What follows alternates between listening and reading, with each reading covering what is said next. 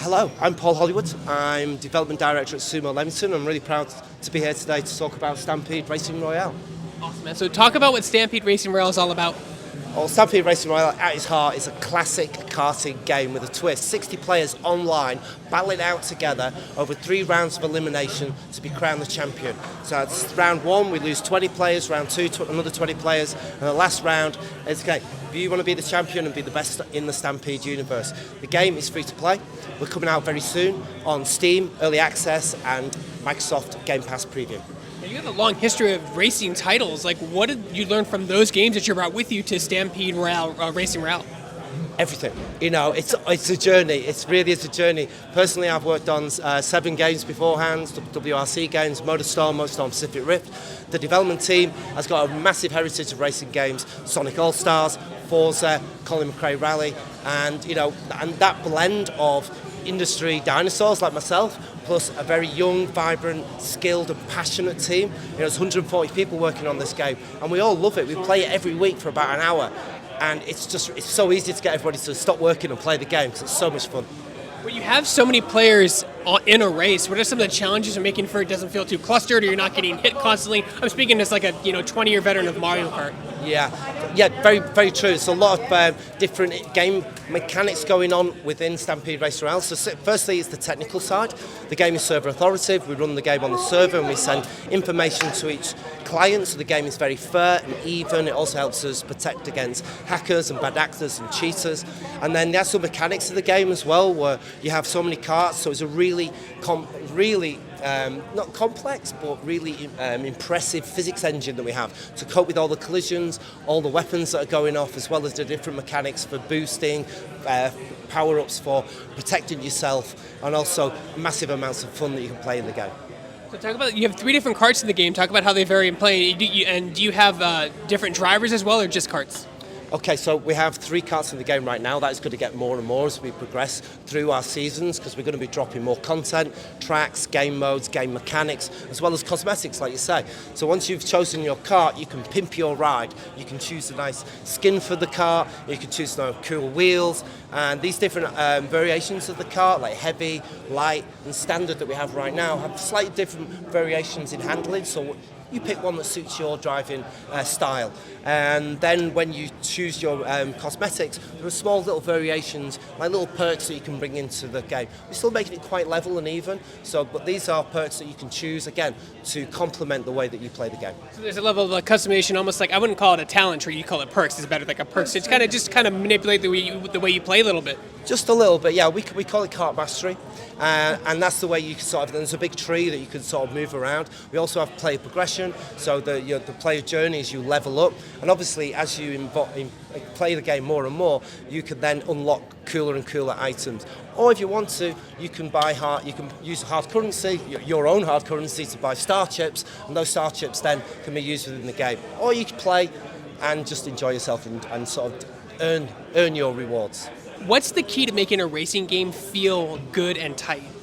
That's a really good question. There's so many things in play there. The physics, the speed.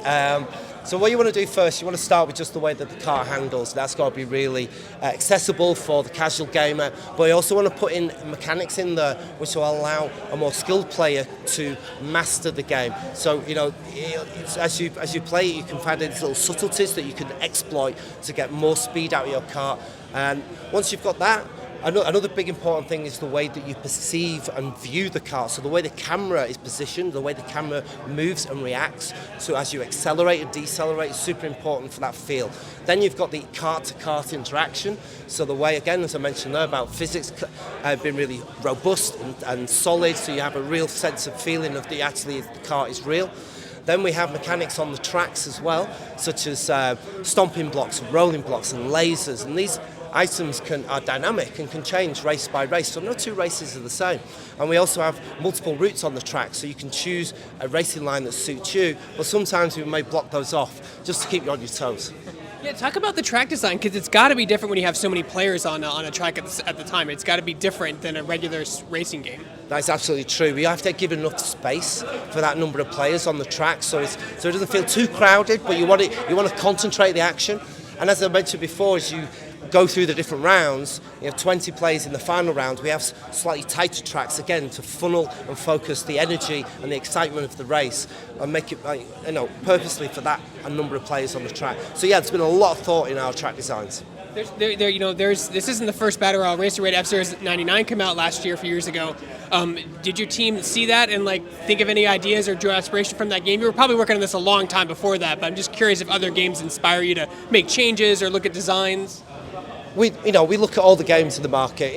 Let's say not our competitors, but our friends. Right. There's lots of games out there that you can draw inspiration from.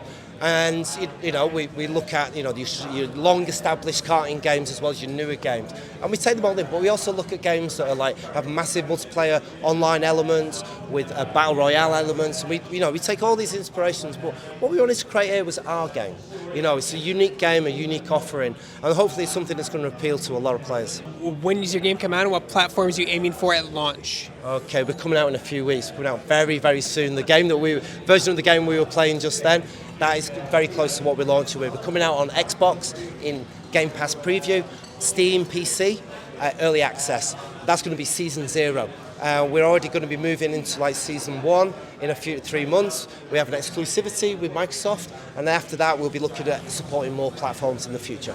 What we see you mentioned Game Pass and Microsoft. I have to ask you, you have a lot of cosmetics and stuff you can unlock to really make your character racer identity in this game. You have plans for Halo cars, Halo cosmetics, Banjo-Kazooie, because there's so much that Microsoft owns. Well, I can't really say anything specific, but when you look at the game, you can see that it's ideally placed for IP tie-ins. Right. And in the meantime, are you going to support cross-play at launch, cross-progression? So cross-play definitely at launch. Cross-progression is something we'll look at in the future. We're coming out on Xbox and PC and Steam. We've already got cross-play. We had that working a few months ago. We were in the Insider program on Xbox. We ran a Steam play test at the same time.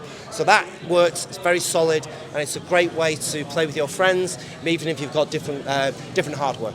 Can we just take a minute to say, because you've been in this industry for over 30 years, cross-play, this was never a thing, and this last 5-6 years, it's really exploded. What has it been like as a veteran game dev, seeing that become now a standard practice? This would have never existed in the Xbox or 360 era, never. Or even back in 1990 when I started on 8-bit consoles, I only had 16 colours, So to see the way that the hardware and the software is developed over 34 years, it's just exponential. Right now, we've got a free-to-play game that has an economy in it. It has all these mechanisms of cross-play, like you say. I'm learning. Every day is a school day. It's like I'm in a real strong moment of growth. So is the rest of the team. We're learning. We're spearheading. We're evolving, and we're creating brand new gaming experiences. What do you think is the biggest misconception from an outsider looking at specifically a free-to-play title from a game development perspective? What's the hardest thing, or you think people don't realize when you're making a game that's free-to-play in 2024? The simple question to that is how you monetize. Okay, so you have a free game, and we just want everybody to play the game and enjoy it, because that's what we've created. But you want to also, as a business, you want to make return on your investment for making that game, and that's probably the hardest challenge. But it's something that we believe we can achieve, because once you're invested in the Stampede universe, then you want to evolve, you want to show off, you want to create your own look.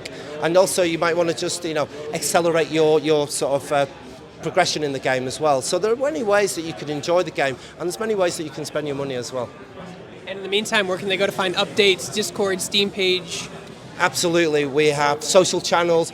The community is so important to us. We're making a game for the players, so we listen to the players' sentiment. We try to understand what they like, understand what they don't like, more importantly, and we'll give them all the good stuff that they do enjoy. And that's super important. So yeah, we're on all social channels, Discord. You follow us, Stampede Racing Royale. And because I have to ask, because people will yell at me if I don't, man, kart racers on Nintendo Switch sure are fun. Any plans for Nintendo Switch? Again, I'm not here to talk about any other platforms apart from Xbox and PC right now, but everything in the future is possible.